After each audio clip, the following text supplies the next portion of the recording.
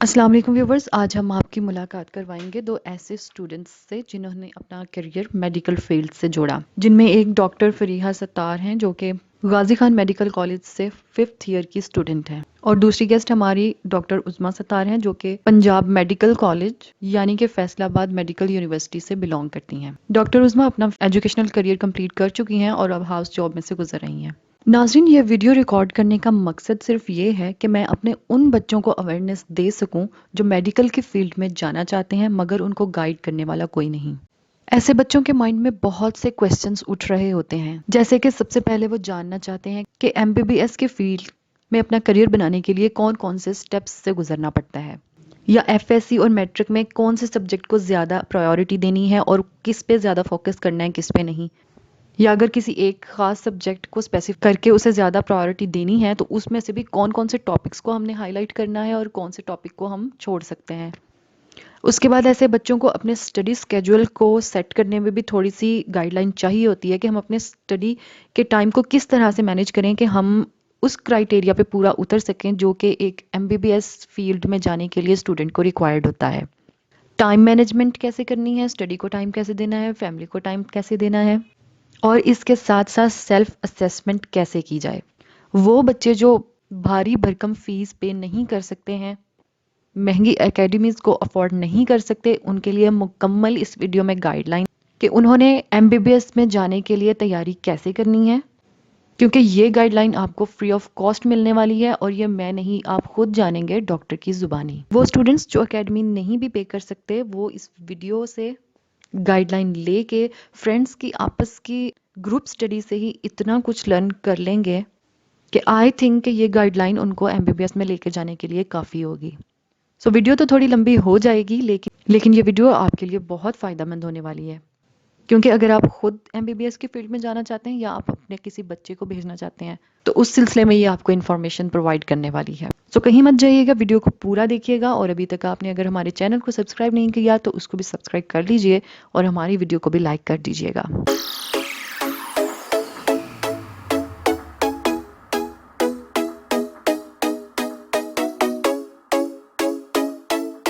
जी तो वेलकम करते हैं व्यूवर्स आपको अपने चैनल विजडम इनसाइड आउट में।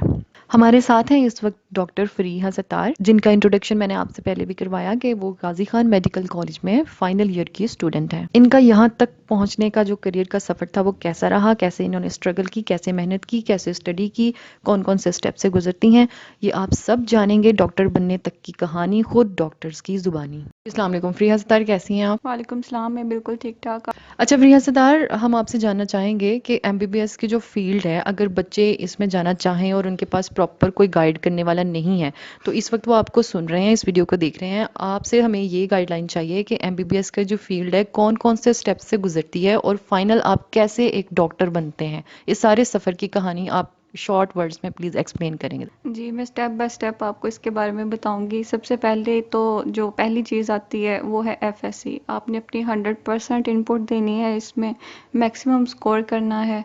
और फिर नेक्स्ट स्टेज होती है एमकैट की। तो एमकैट में भी आपने मैक्सिमम स्कोर करना होता है, तो इनका मिल के जो एग्रीगेट बनता है उस बेस पे फिर आपको प्रायोरिटी के हिसाब से आपको एडमिशन मिलता है मेडिकल कॉलेजेस में। फिर जब आपका एडमिशन सिक्योर हो जाता है किसी मेडिकल कॉलेज में, फिर आपका आगे मेडिकल लाइफ का सफ़र स्टार्ट होता है। उसमें भी 5 ईयर स्टडी के होते हैं और फिर बाद में 1 साल हाउस जॉब का होता है। और फिर एमबीबीएस में भी यूँ है कि मतलब हमारे टाइम पे तो ये था कि फर्स्ट ईयर सेकंड ईयर में आपको बेसिक्स पढ़ाई जाती हैं और फिर थर्ड ईयर से आपका वार्ड या क्लिनिकल साइड स्टार्ट होती है। तो बेसिक्स पढ़ी जाती हैं जिसमें बायोकेम, एनाटमी और फिजियोलॉजी वगैरह। और फिर स्टेप बाय स्टेप आप आगे चलते जाते हैं और फाइनल ईयर तो टोटली क्लिनिकल्स है। उसके बाद आपकी 1 साल की हाउस जॉब होती है। फिर जब आप हाउस जॉब कर लेते हैं 1 साल की कंप्लीट, तो फिर आपको पीएमडीसी नंबर इशू कर दिया जाता है। वो आपका मतलब एनरोलमेंट है पीएमडीसी में कि आप एक डॉक्टर हैं। तो इस बेस पे आप अपनी प्राइवेट प्रैक्टिस स्टार्ट कर सकते हैं या जैसे भी आप अपने प्रोफेशन को आगे लेके जाना चाहें। अच्छा, एमबीबीएस के बाद भी डिफरेंट डिफरेंट आपके पास रास्ते होते हैं कि आप एमफिल करके टीचिंग साइड पे जा सकते हैं, आप स्पेशलाइजेशन कर सकते हैं, पाकिस्तान से कर सकते हैं या अब्रॉड से कर सकते हैं। अच्छा, स्पेशलाइजेशन के लिए यानी कि आप एफसीपीएस की बात कर रही हैं, उसके लिए भी कोई क्या एग्ज़ाम क्लियर करना पड़ता है या आप डायरेक्ट उसमें एडमिशन ले लेते हैं? उसके लिए आपको पहले पार्ट 1 का एग्ज़ाम देना पड़ता है, फिर आप पोस्ट ग्रेजुएट ट्रेनी बन जाते हैं 4 साल, फिर उसमें कंप्लीट करने के बाद आपको पार्ट 2 का एग्ज़ाम देना पड़ता है, फिर उसके बाद आपको स्पेशलाइज्ड अपनी इस फील्ड में, तो फिर आप अपनी जिस भी फील्ड हो उसमें आप स्पेशलाइज्ड कर लेते हैं। अच्छा, अब मैं अपना क्वेश्चन दूसरा करूँगी डॉक्टर उस्मा सितार से। डॉक्टर उस्मा सितार, आप हमें गाइड करें कि एफएससी के जो स्टूडेंट्स हैं, जब आपने एमबीबीएस किया तो आपने एफएससी में कौन से सब्जेक्ट्स को ज़्यादा प्रायोरिटी दी, और ये भी गाइड करें बच्चों के कि इनके कौन से सब्जेक्ट्स को फोकस करना है और कौन से सब्जेक्ट्स को अगर हम इग्नोर करते भी हैं तो ओके है। तो हम पूछते हैं जी, डॉक्टर उस्मा, अस्सलाम वालेकुम, कैसी हैं आप? अल्हम्दुलिल्लाह मैं ठीक ठाक। आप सुनाएं। जी, अल्हम्दुलिल्लाह। आपसे क्वेश्चन जो हमने किया अभी एफएससी के सब्जेक्ट्स के बारे में, काइंडली वो ज़रा स्टूडेंट्स को गाइड करें कि उनको कौन से सब्जेक्ट्स को ज़्यादा प्रायोरिटी देनी चाहिए स्टडी के दौरान। एफएससी में एक तो होती हैं लिटरेचर के सब्जेक्ट्स होते हैं जो इंग्लिश है, उर्दू है, ठीक है। इसके अलावा जो है आपके साइंस के सब्जेक्ट्स होते हैं, बायो होती है, फिज़िक्स होती है और केमिस्ट्री होती है। अब जो एंट्री टेस्ट है इनमें 4 सब्जेक्ट्स जो हैं मेनली उन पे फोकस किया जाता है। एक तो आपकी बायोलॉजी है, दूसरी physics, chemistry and the fourth one is the English. English का ये है कि इसमें थोड़ा आपको अपनी वोकेबलरी जो है ना उसको बहुत अच्छा रखना पड़ता है, ठीक है। आपकी स्पेलिंग्स, आपकी जो होती है प्रपोजिशंस, हर चीज़ जो है ना वो आपको अच्छे से आनी चाहिए। लिटरेचर में आपको बस यही करना है, ठीक है। अब जो बाकी 3 सब्जेक्ट्स हैं उनमें जो बायो है उस पे आपको मेनली फोकस करना है। बायो में जो स्टूडेंट्स होते हैं ना मोस्टली अच्छा स्कोर कर जाते हैं, क्योंकि ये एक इजी सब्जेक्ट है और इस पे आपको इतनी थिंकिंग नहीं करनी पड़ती। जस्ट आप क्रैम भी कर लें तो वो आपको ना नंबर दे जाती है। अब जो फिज़िक्स है इसमें आपको थोड़ा ना टेक्निकली सोचना पड़ता है हर चीज़ को। इसमें जो आते हैं न्यूमेरिकल बेस्ड क्वेश्चंस आते हैं, कैलकुलेशंस आती हैं, और सबसे बड़ी बात कि आपको वहाँ पर कोई कैलकुलेटर वगैरह नहीं लेके जाने देते, ठीक है। तो आपके मैथ्स भी अच्छे होने चाहिए इसके लिए। आपको जो वो होती है डिवीजन और मल्टीप्लाई वगैरह वो आपका बहुत अच्छा होना चाहिए। और जो है एंड पे आता है केमिस्ट्री। उसमें भी आपको लाइक आपका अगर नॉलेज अच्छा है तो आप उसमें भी अच्छा स्कोर कर जाते हैं। जी, तो आपके कहने का मतलब ये है कि हमें bio, physics, chemistry and English, in subjects को ज़्यादा प्रायोरिटी देनी है, और इसमें भी जो ज़्यादा फोकस करने वाला सब्जेक्ट है, आई थिंक आपके अकॉर्डिंग वो फिज़िक्स है और इंग्लिश है। अच्छा, एमबीबीएस में जाने के लिए जो मेन सब्जेक्ट है कंसीडर किया जाता है वो तो बायोलॉजी ही है। अगर मैं बायोलॉजी की बात करूँ तो उसमें बहुत से फील्ड आते हैं, लाइक उसमें बायोकेम है, बायोटेक्नोलॉजी है, बॉटनी है, ज़ूलॉजी है। तो एफएससी में ये सारा कुछ एक ही सब्जेक्ट इसको नाम दिया जाता है, बायो। तो इसमें से भी आप क्या प्रेफर करेंगे कि बच्चों को कौन सा जो पार्ट है बायो का उस पर ज़्यादा फोकस करना चाहिए? देखिए, एंट्री टेस्ट क्लियर करने के लिए आपको बायो पूरी आनी चाहिए। ये आगे मैटर नहीं करता कि आप जा रहे हैं एमबीबीएस वाली साइड पे तो आपको ह्यूमन साइड जो है वो आनी चाहिए, ठीक है। आपने जस्ट एमबी उसमें एंट्री टेस्ट में स्कोर करना है, और स्कोर इन चारों चीज़ों को मिला के होता है, जूलॉजी, बॉटनी और जो बायोटेक्नोलॉजी के सब्जेक्ट्स हैं, आगे फील्ड्स हैं, उन सब का नॉलेज होना चाहिए। बाकी एमबीबीएस में एडमिशन के बाद जो चीज़ रह जाती है वो सिर्फ ये ह्यूमन साइंसेज हैं। इनमें आपको सारा ह्यूमन को स्टडी करना है, इसकी फिजियोलॉजी, अंदर होने वाले सारी बायोकेमिस्ट्री, ठीक है, और पैथोलॉजी, हर चीज़ को बाद में आपको अलग अलग से लेकर चलना पड़ता है। जी, अगला सवाल मैं अपना डॉक्टर फरीहा से करूँगी। डॉक्टर फरीहा, आपके ख़्याल में स्टूडेंट जो जाना चाहते हैं, विलिंग हैं जो मेडिकल की फ़ील्ड के लिए, आप उनको क्या गाइड करेंगे कि वो अपने स्टडी स्केड्यूल को कैसे सेट करें? क्योंकि एक स्टूडेंट है, उसने बहुत सी एक्टिविटी करनी है, उसने फैमिली को टाइम देना है, स्टडी को टाइम देना है, और उसको साथ ही साथ आप ये भी गाइड करें बच्चों को कि बच्चों के लिए दिन में कौन-सा टाइम ज़्यादा मौज़ू है स्टडी करने के लिए, फ़ोकस पॉइंट ऑफ व्यू से मैं बात कर रही हूँ, जिसमें ज़्यादा इंसान फ़ोकस कर पाता है स्टडीज़ पे। अच्छा, पहली बात मैं आप सबको ये बताती चलूँ कि अगर आपने मेडिकल फील्ड को चूज़ करना है तो आपको सब कुछ बाकी छोड़ना है, सिर्फ किताबों से दोस्ती करनी है, ठीक है। और इसके लिए आपको 24/7 पढ़ना है, लेकिन अपनी हेल्थ को मेंटेन करने के लिए आपको खुद से अपनी रूटीन को सेट करना है कि आप छोटी छोटी ब्रेक्स भी लेते रहें, थोड़ा बहुत इन्वायरमेंट भी अपनी लाइफ में ऐड करें, लेकिन आपका जो मेन एम है वो सिर्फ स्टडी है। यानी कि आपके कहने का मतलब ये है कि स्टूडेंट को डेफिनेटली कोई और काम नहीं होता, एक ही काम होता है कि वो स्टूडेंट और उसने पढ़ना है। लिहाजा उसे अपने माइंड में ये बात रखनी चाहिए कि मैं मेरा काम ही पढ़ना है और मुझे पढ़ना है, अगर वो विलिंग है जाने के लिए एमबीबीएस में। जी, जी, मैं बिल्कुल ऐसे ही कह रही हूँ। आपकी जो फर्स्ट प्रायोरिटी है वो आपकी स्टडी है और बाकी सब चीज़ें सेकेंडरी हैं। ये बात आपने माइंड में रखनी है मेडिकल में आने से पहले, क्योंकि आपको बहुत ज़्यादा सिलेबस एकदम से फेस करना पड़ता है, आपको बहुत ज़्यादा टाइम देना पड़ता है, आई साइट वीक हो जाती है, हेडेक स्टार्ट होती है, तो आपको पहले से ये माइंडसेट होना चाहिए कि हम मेडिकल फील्ड में जा रहे हैं तो ये सब होगा। और ये हर बंदे की अपनी चॉइस होती है कि उसको मतलब किस टाइम पे ज़्यादा पढ़ा जाता है, या अपनी फैमिली के हिसाब से, घर की रूटीन के हिसाब से, जब आप पीसफुल हैं, माहौल ठीक है, खामोशी है, उस वक्त पढ़ा जाए।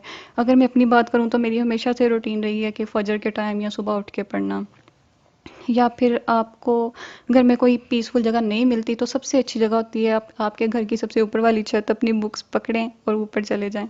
बाकी आपका अपना हिसाब है, अपनी फैमिली का हिसाब है, जैसे आपको सही लगे वैसे पढ़ें, लेकिन 24/7 पढ़ें। जी, बहुत अच्छा आपने बताया, आपने बात की कि डेफ़िनेटली कुछ पाने के लिए कुछ खोना पड़ता है। अगर आप वाक़ई में विलिंग हैं, सिर्फ़ बातें नहीं करते, सच में डॉक्टर बनना चाहते हैं, एमबीबीएस की फ़ील्ड में जाना चाहते हैं, तो इन 4 सालों में तो आपको स्ट्रगल करनी पड़नी ही है, यानी कि मैट्रिक और एफएससी।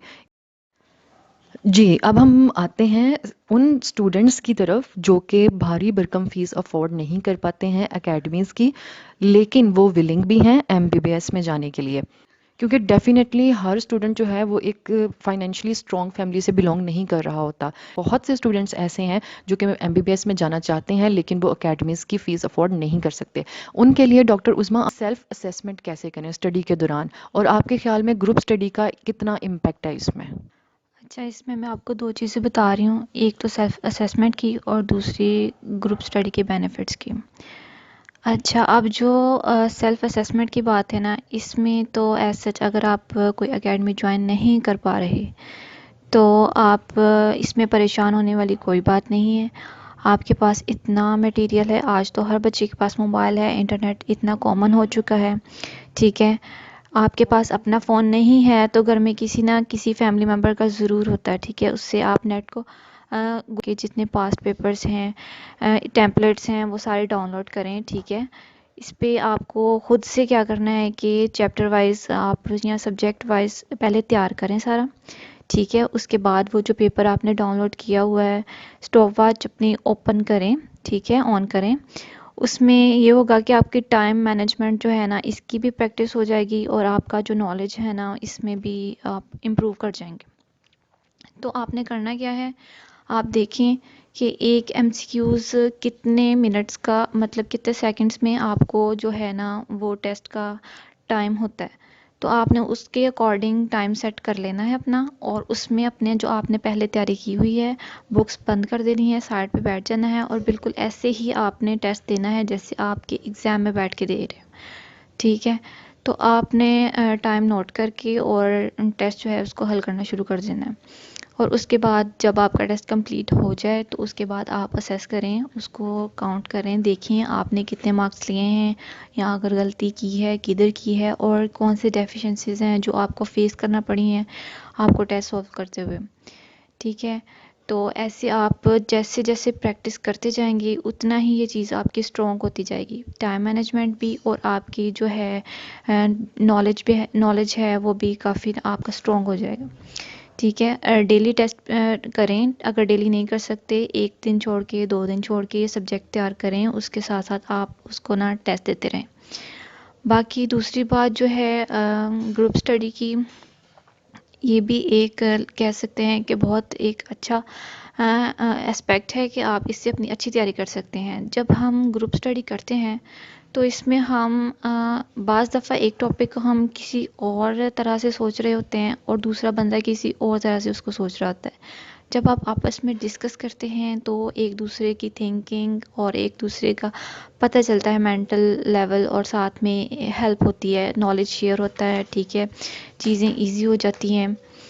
तो दूसरा आप अच्छा है, बेहतर है कि आप ग्रुप स्टडी करें, और ग्रुप स्टडी ना सिर्फ करें बल्कि एक दूसरे से क्विज़ लें, ठीक है? जितना जैसे आप वाइवा दे रहे होते हैं क्वेश्चंस तैयार करें, सब्जेक्ट तैयार करें और टॉपिक्स तैयार करें। उसके अकॉर्डिंगली आप फिर क्वेश्चंस बनाएं कि मैं ये क्वेश्चन अपने जिस अपने साथ ये दोस्त से ये पूछूंगा और मुश्किल से मुश्किल ढूंढने की कोशिश करें, ताकि आपको क्वेश्चन बनाने में भी पता चले कि क्या चीज़ें हैं और जिससे आप पूछें उसका भी फ़ायदा हो।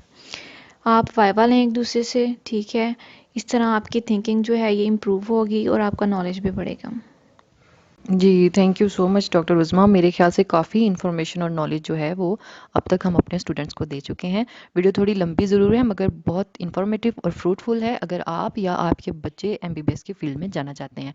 लास्ट में अब हम अपनी वीडियो को वाइंड अप कर रहे हैं। लास्ट में बस एक टिप इनसे लेना चाहूँगी क्योंकि इन्होंने खुद अपना करियर जो है वो मेडिकल का ये उसमें से गुजरी हैं।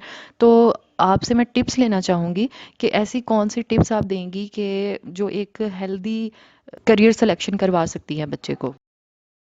जी डॉक्टर फरीहा, आप जो स्टूडेंट्स आपको सुन रहे हैं आप उनको कोई टिप्स दें। हाँ, सबसे पहली टिप तो यही है कि हेल्थ इज़ वेल्थ। आप जो भी करें, जैसे भी करें, आपकी हेल्थ आपकी प्रायोरिटी होनी चाहिए। उसके लिए यही है कि आप अपनी डाइट को मेंटेन करें, इसेंशियल न्यूट्रिएंट्स लें सारे, ताकि आप मतलब एक्टिव रहें अपने एम्बिशन में। दूसरी चीज़ ये है कि आप अपनी नींद लाजमी पूरी करें। मैंने देखा है बच्चे ये करते हैं कि उन्हें मतलब so much ambitious about their profession, about their study, that वो सोना भूल जाते हैं। मतलब मुसलसल कुछ दिनों तक 2-2 3-3 घंटे सो रहे होते हैं। तो इससे आपकी मेमोरी अफेक्ट होती है, आपको उल्टा नुकसान होता है। तो आपको अपनी नींद 7 से 8 घंटे लाजमी पूरी करनी है डेली। और तीसरी बात ये कि आप हाँ, अल्लाह ताला पे यकीन रखें। अल्लाह ताला ने हर बंदे का प्रोफेशन चूज़ किया हुआ है, बस उससे दुआ मांगते रहें, अपनी नीयत को साफ़ रखें और इंशाल्लाह अल्लाह ताला मदद करेंगे। 5 वक्त की नमाज़ें पढ़ें और मुसलसल दुआ करते रहें और सुपरस्टिशियस प्लीज़ ना हो, क्योंकि हाँ, जो आपके मुकद्दर में लिखा है वो आपका ही है, कोई आपसे छीन नहीं सकता। आप बस मेहनत करें और उस चीज़ को आप हासिल करें। जी बहुत अच्छी बात फरीहा डॉक्टर फरीहा ने की। थैंक यू सो मच आप लोगों का कीमती वक्त लेने के लिए डॉक्टर उज़्मा और डॉक्टर फरीहा। आपसे उम्मीद है कि आप दोनों से बहुत कुछ बच्चों ने लर्न किया होगा और उन बहुत से बच्चों का फ़ायदा हुआ होगा जो कि मिडिल क्लास फैमिलीज से बिलोंग करते हैं और वो फीस अफोर्ड नहीं कर सकते एकेडमीज़ की, या फिर उन स्टूडेंट्स के लिए जिनको कि प्रॉपर कोई गाइड करने वाला नहीं है, जिनकी फैमिली बैकग्राउंड ऐसा नहीं है कि कोई उनको इस फील्ड के मुतल्लिक इंफॉर्मेशन दे सके या गाइड कर सके। So thank you so much for your guidelines.